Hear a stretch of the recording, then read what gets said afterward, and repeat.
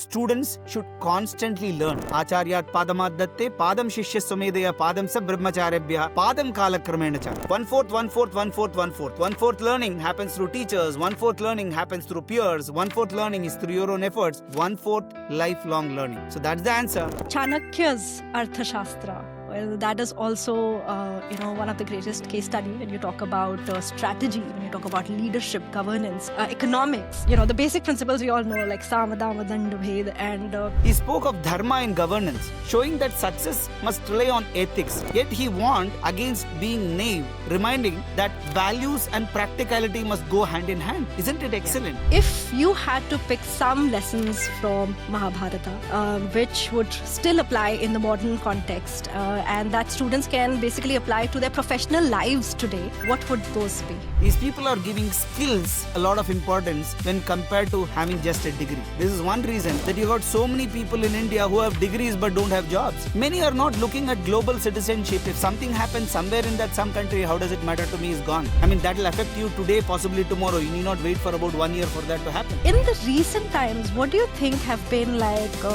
three biggest shifts in education globally that have happened? Unfortunately, in this country, there are many parents who say, no, science. Why? Unsaid cat system. The good ones with good marks take science, not so good take commerce, not so good ones take arts. This should change. If my child is passionate about commerce, let it be commerce. From the wisdom of Aswattha tree to Chanakya strategies, from the timeless Indian ancient wisdom to the disruptive power of artificial intelligence, education has always been that bridge that links the past with the future. Very few leaders today embody this spirit as beautifully as Dr. Ramakrishnan Raman, who is a Vice Chancellor of Symbiosis International University. Today's conversation is a must-watch for students who are searching for courage, for parents who want to guide their children, for all the academics who aspire to rise into administration positions, or if you just want to know how Indian ancient wisdom applies into the context of modern learning. Let's learn more from Dr. Raman. So hi everyone, let's welcome Dr. Raman on our show today. Hello sir, how are you? Thank you so much for joining Talk with Nesh. We are really grateful and excited to have you on our show today. Thank you, Neha, for giving this opportunity to me for being a guest of yours for this particular show. Thank you, sir. Thanks again.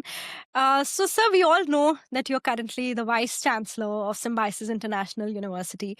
But for our viewers today, if you could give a very brief introduction about your journey so far. Okay, so I did I did my computer science engineering, and then my MBA in systems and marketing, followed by postgraduate diploma in software marketing, MPhil and PhD. True calling for education made me take up this line. It was not by force, it was by choice. Because rarely you have people who complete their engineering, especially computer science, who take up teaching as their profession. And this was when the Y2K problem was in its peak. I'm talking about 98, 99 when I completed my engineering. But Yeah. in true calling, I did my SWOT. I thought I'll be best fit for teaching. And I took it out of passion. And fast forward Yeah. 25 years, I'm here holding this position. God has been kind, I should say, that I have been given this opportunity to lead this one of these prestigious institutions. 2 years I've spent here so far as the Vice Chancellor, but with the group for more than 15 years. So that's in short about me. Thank you so much, sir.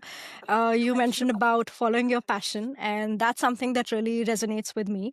And we'll talk more about it. But I want to start with something which is very interesting that I feel like very few leaders in today's time, they very beautifully become a bridge between the Indian ancient wisdom and modern learning.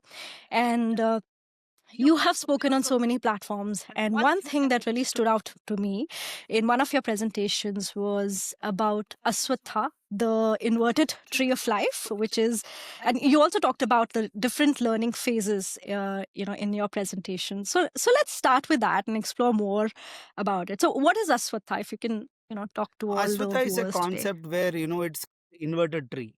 That's what it comes as a part of Bhagavad Gita, where many a time it is the superficial content which is what is being given importance rather than the fundamental roots.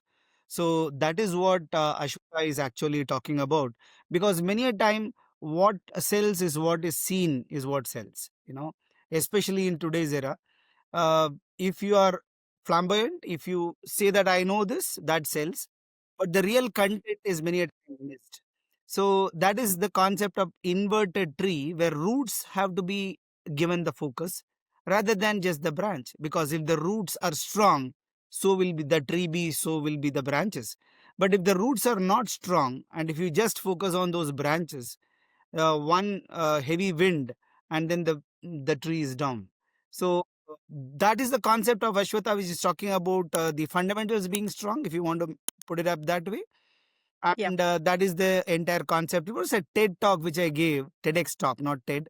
It was a TEDx talk where the theme was Ashwatha, and I was trying to link it to education, and I was giving my views.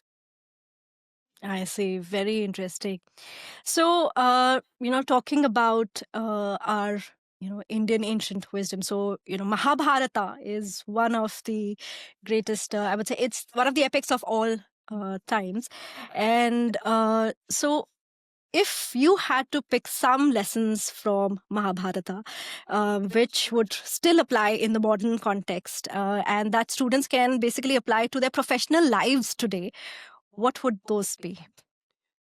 Wow, it's a tough question when you say one lesson. Let me see which is that lesson. Yeah, one great lesson would be uh, questioning if you think you are confused, even if the Lord is front of you, which you might not know. Let me take the case example where Arjun was questioning Lord Krishna during the war. It was happening Yeah. on the war field, telling that I cannot go and fight my own guru, my own grandfather, my own relatives.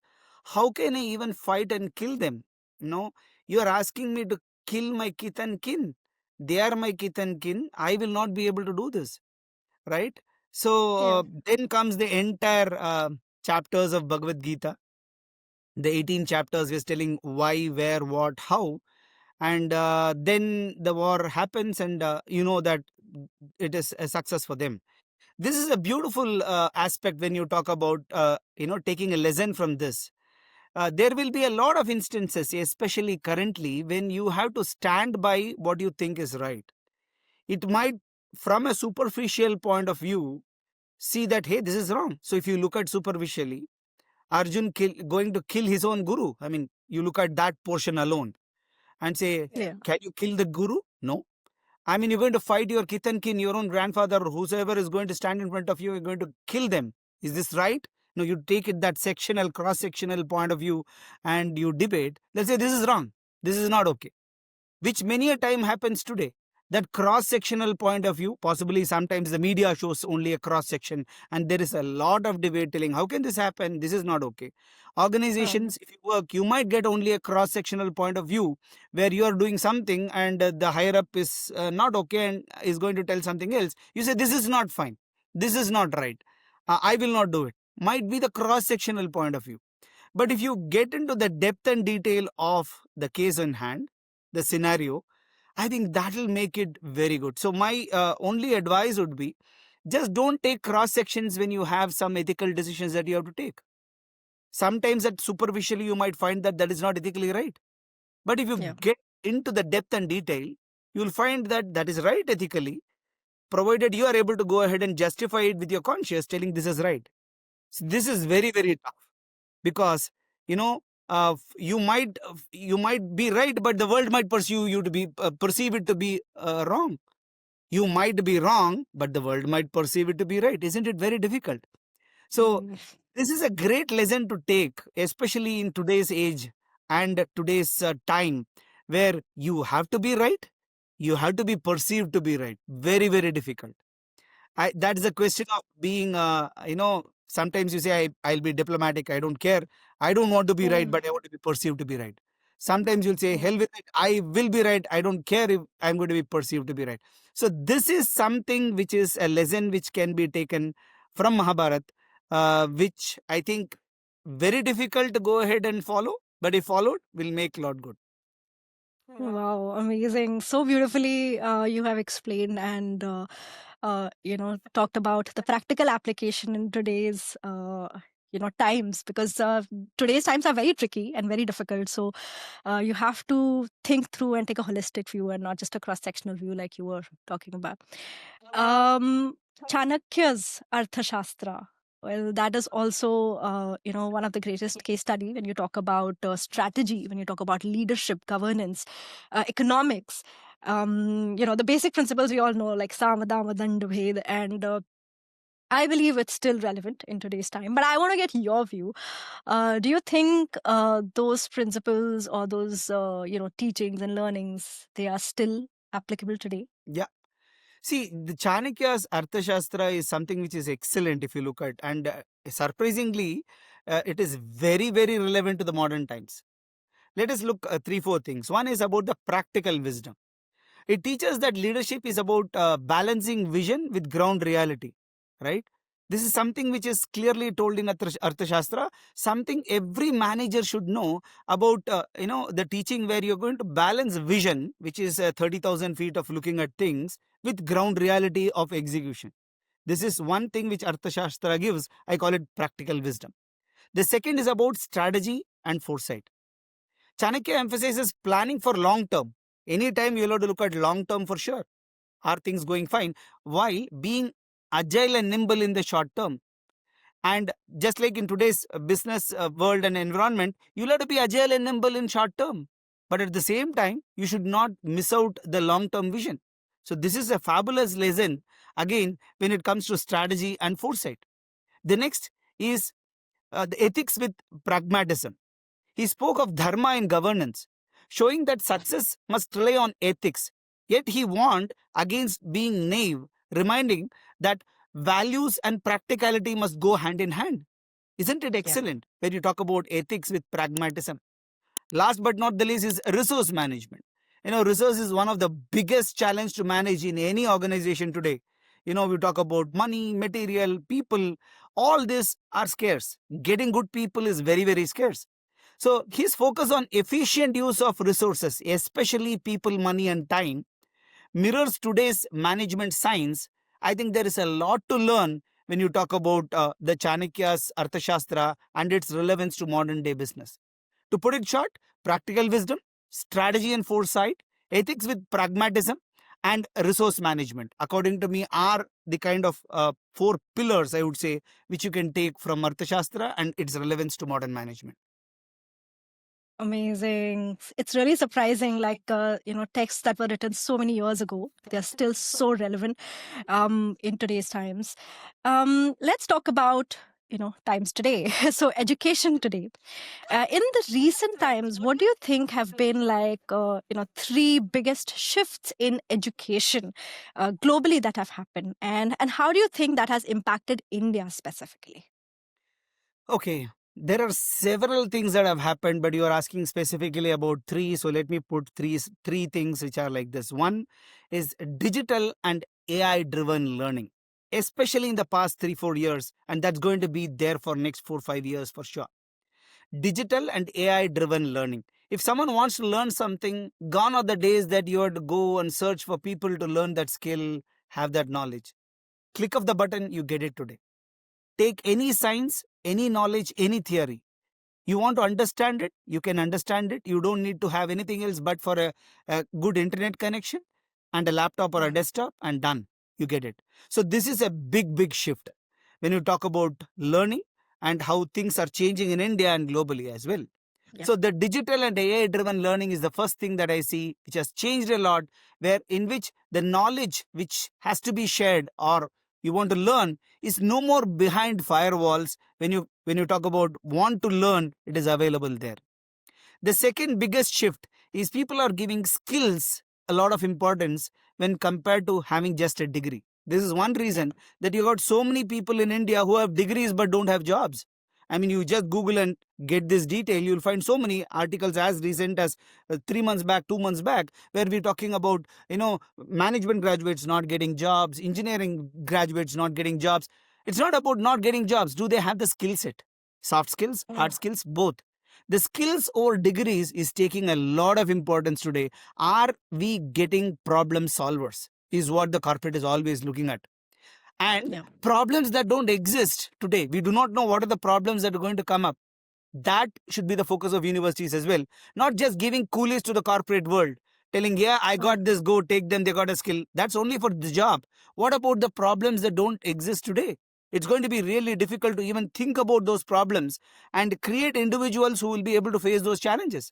We are talking about skills to go and face those uncertainties, those ambiguous situations. I mean, VUCA is a old term today. We are talking about Bani, where we are talking about being brittle, okay, and also incomprehensible. We are not knowing what's going to happen. So these are some things which are non-linear. Now, these are some things which I think is changing fast, will change, and universities should take a real note of it and make people ready for it. The last but not the least, the third one is global citizenship and sustainability. Many are not looking at global citizenship. If something happens somewhere in that some country, how does it matter to me, is gone. I mean, that will affect you today, possibly tomorrow. You need not wait for about 1 year for that to happen. It's about global citizenship. World is one family. Vasudhaiva Kutumbakam is making more sense today, where it's not about thinking of world as my family from family point of view. It's about brother sisterhood, telling that, hey, it's global citizenship. It matters for me of what's happening in the world. And last but not the least, the third point, global citizenship and sustainability. People are really not talking about sustainability. Even if you look at the global ranking of universities, sustainability is given just 2%, 5% kind of weightage, for example. I mean, there are burning issues. Potable water is going to be a huge issue. Climate change is a huge issue. People are not even bothered to talk about these issues, and they're not giving real importance. When I say people, it's all me, you, society, university, corporate. The kind of weightage that this should be given should be much, much more when it comes to the weightage that is being given today. Our university, I mean, I'm planning for this. I mean, launching something called green credits. While the credits the I see. students earn, why can't the students also earn green credits? This is a thought process which I'm sharing with you for the first time, which I want to implement at my university. Every student will gain green credits, telling how did I contribute to the earth becoming greener. That becomes my credential called green credits, and I want to put it up in the transcript telling you got so many green credits. Showcasing the purpose, telling that I am in for sustainability. I think these are the 2 3 things which I told you.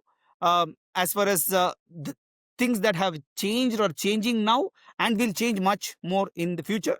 Again, to wrap up, digital and AI driven learning, skills over degree, global citizenship, and sustainability are the factors which, according to me, are the 3 most important aspects. Which is happening today will happen in a much more force in the next 3 to 4 years from now. Amazing. The bit that you mentioned about green credits, that's fantastic initiative, I believe. And I really hope more universities, they take you and we have this implemented across our countries. Like, go back to AI. So you mentioned AI is the real disruption, right, today in the recent times.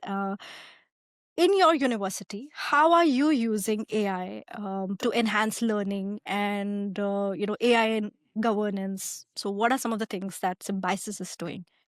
Oh, some things which we have done, some things which we are doing, something we plan to do. Let me put into 3 buckets. Some things which you have done for making things happen better for you, some things which you are doing, and some things which you plan to do. Some things which you have done. Let me take, for example, we are a university where hundreds and thousands of students apply for us for our university through a competitive exam.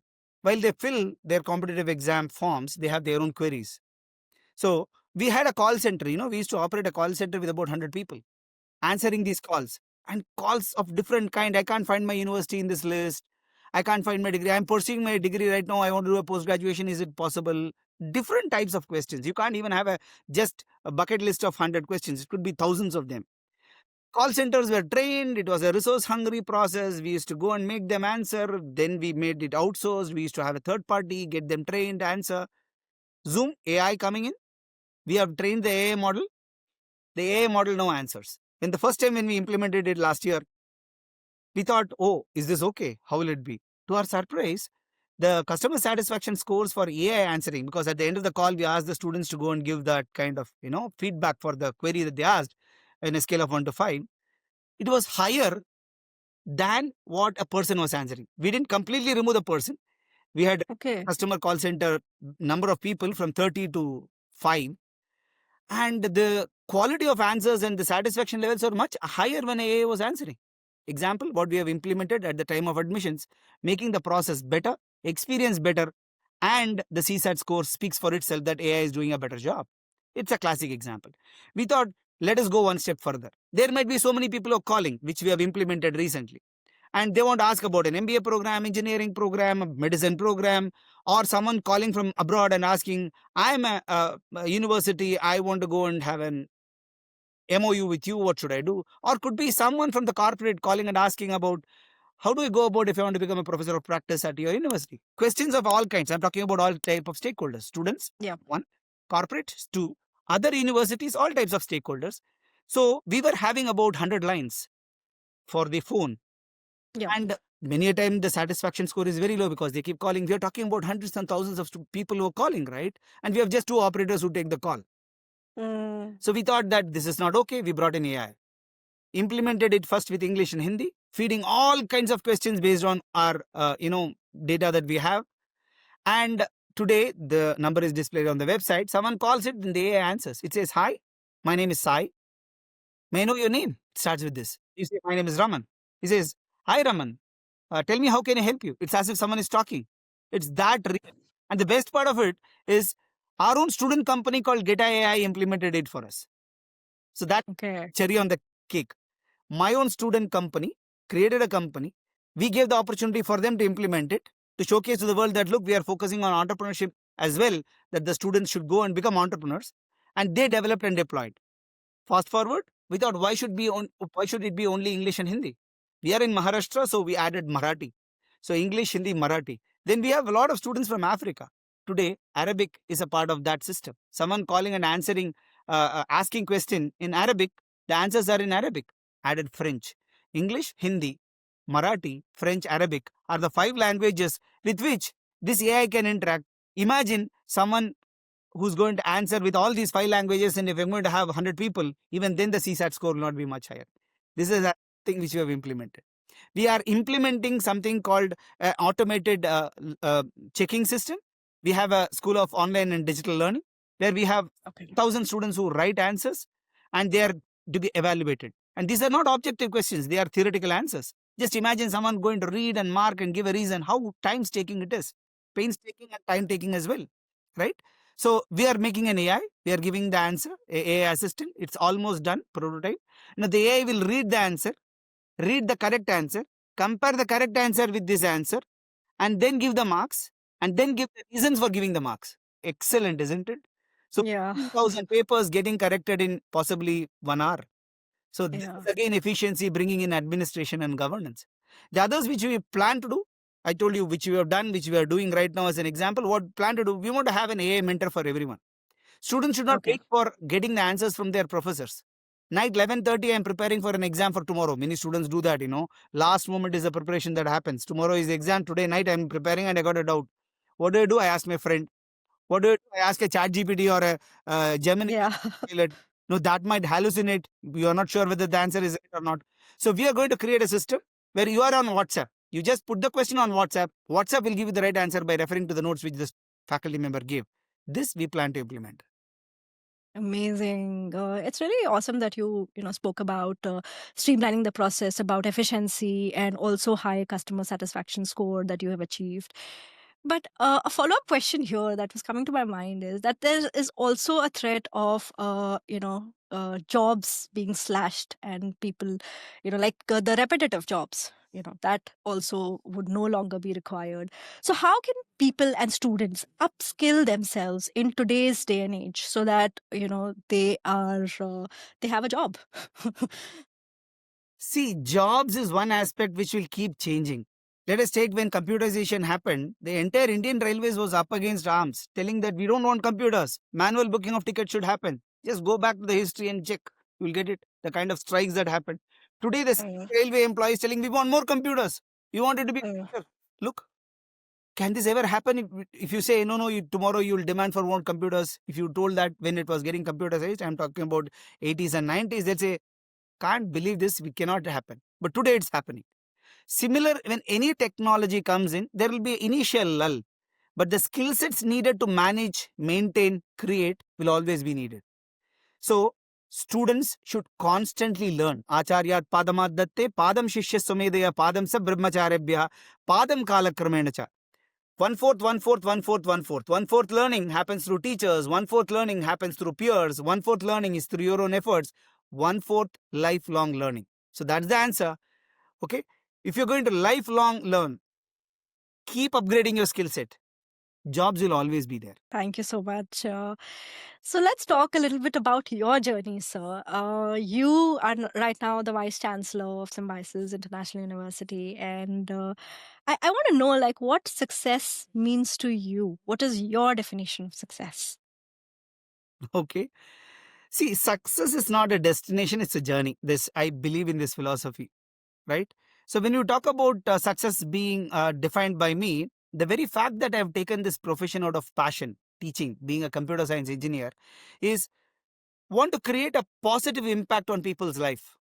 What is that positive impact that I can create on people's life? If I'm able to do that on an everyday basis, I feel I am successful.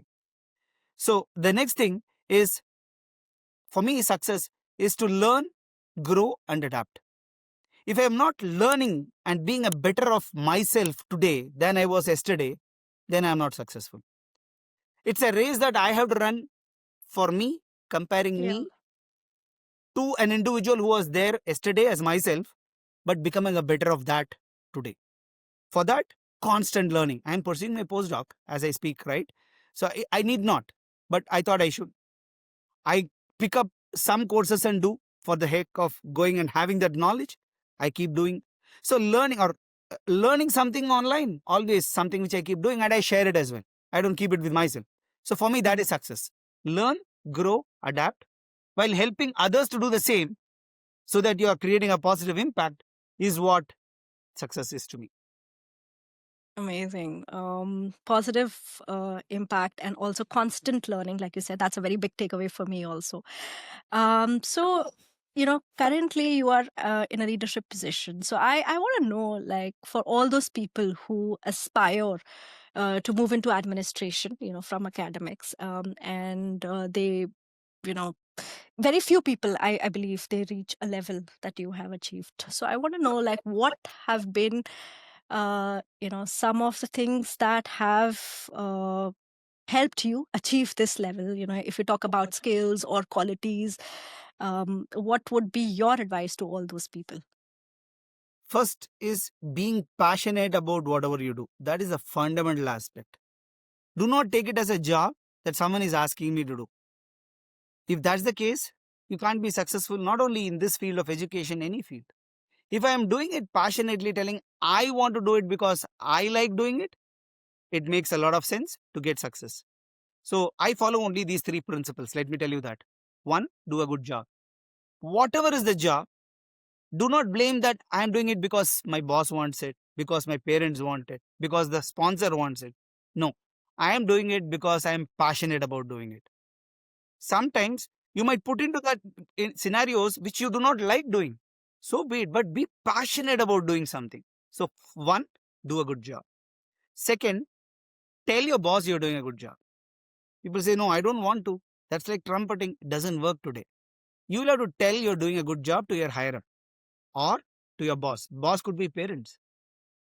Boss could be your higher up L plus one. Boss could be your clients who are there. We do not know in which context we are talking, boss will change. Tell your boss you're doing a good job. Third, tell the world you're doing a good job. Right? It's not enough you just telling your boss. You'll have to tell the world. How? Blog it. Go ahead and put it up on the social media for genuine achievements that you have. Genuine achievements your team, your organization has. I think that is really, really important for someone to succeed. I'm not talking about specifically my field. In any field, this will be applicable. Then, if you ask me what is step four is repeat step one, loop infinity. Good job. Right? So, do Great. good job. Tell your boss you're doing a good job. Tell the world you're doing a good job. Repeat step one. Keep doing for life. This should start from your schooling, not when you take up a job. The child should be told that you're doing it because you should be passionately doing it. There is a parent's responsibility that they are passionate about what they're doing. If their interest is not science, if it is commerce, if it is arts, whatever it is, make them do passionately. Unfortunately, in this country, there are many parents who say, no, science. Why? Unsaid catch system. The good ones with good marks take science, not so good take commerce, not so good ones take arts. This should change. If my child is passionate about commerce, let it be commerce. If my child is passionate about arts, let it be arts.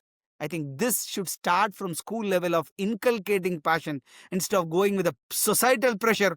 Oh, what is your son doing? He took arts. Oh, arts, is it? Why? What happened? Hey, what is there? I mean, absolutely fine. He's passionate about arts, so he's taken arts. What is his percentage, etc.? I mean, I give example of my own daughter. 98 percentile to commerce. Why, Raman? Why commerce? I mean, she's passionate about certain aspects which I found that it will be good for her, and she's passionate about it. Let her do it. So I think many parents should start it right from the school days for this to be inculcated, and taking the job passionately. Do a good job. Tell your boss you're doing a good job. Tell the world you're doing a good job. Keep following it. For sure, things will go fine. Wow. The bit that you talked about following your passion, because a lot of people don't have the courage, to actually follow their heart, like you said, because of the societal pressure and, the norms, the set norms. A lot of people, they take whatever is the trend. So thank you for sharing that advice. I want to know a little bit about stress management routine of yours, because there is a lot of stress, without any doubt. Even people at the lower level feel it. So when you rise to a certain level in your career, I want to know, how do you deal with stress? What is your mantra? Okay. See, my view is totally different on it. You will be stressed if you do not like what you're doing. If you like what you do, you'll never be stressed. Let us assume that I am going to go for a cricket match. I mean, we are talking about cricket because cricket is religion in India. Someone is going to go and watch a cricket match, which is India versus whatever nation. Will they be stressed? Possibly you'll say, yeah, there is a stress whether we'll win this match or not. But it's a different level of stress which you enjoy, isn't it? You don't cry that, no, I'm very stressed, I don't know what's going to happen. You enjoy that stress. So stress can induce a real kind of high in you or can put you down. It'll Yeah. induce the real kind of high in you provided you're passionately taking what you're doing. So for me, I really do not find that stress to put me down. So managing it, in fact, I wonder why should it be managed? I mean, I am happy going ahead doing it, but that is the other end of it. That also silently might take some part of you, Yeah. right? So that's the only negative of it. So that's how about managing stress in my view. I have some regular routines that I have. I'm a staunch believer. So, I mean, when you talk about certain religious practices, which I do every day, the day doesn't end without that religious practices being practiced on a daily basis. Let heavens fall, even if it is midnight, I reach late home, or I am in a flight which is, say, 17-hour flight. That ritual continues in the flight as well. That is something which I have said to myself. And learning, continuous learning, which gives me that high, so that I am not stressed, I am happy telling that I am learning. I am at the edge of the curve, that I am going ahead and learning continuously, which I do, which I practice. So for me, it is all this. And of course, the only thing which I would say is able to go and spend time with family. That is something which has to, I always say we have to set boundaries. I'm trying to do that. But always there is a kind of, some kind of thought that can it be done a little more in a little better fashion. That's all. Wow. Really love the perspective that you shared. I also want to know, do you have any role models in your life? People that you really look up to, who have inspired you in your journey? Okay. See, I don't have any specific one role model. That's how I believe. I also don't have one spiritual guru, if you ask me. I Hmm. see where I can learn from all that I can learn from.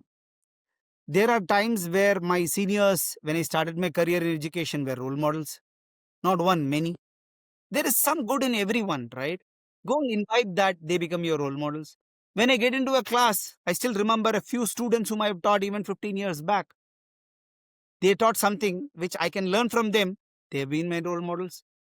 There are instances where I see my own daughter, my family, my wife, and I say, I have to learn this from them. They have been my role models. So I don't Yeah. have any one specific role model telling this is my role model, I'll follow. This is how I am. Mm. I see what good is there in people. Can I emulate? Is it possible that I'm able to go and reach the levels that they are? My friends have been role models. There are some of my friends who feel very happy if I achieve something and say, excellent.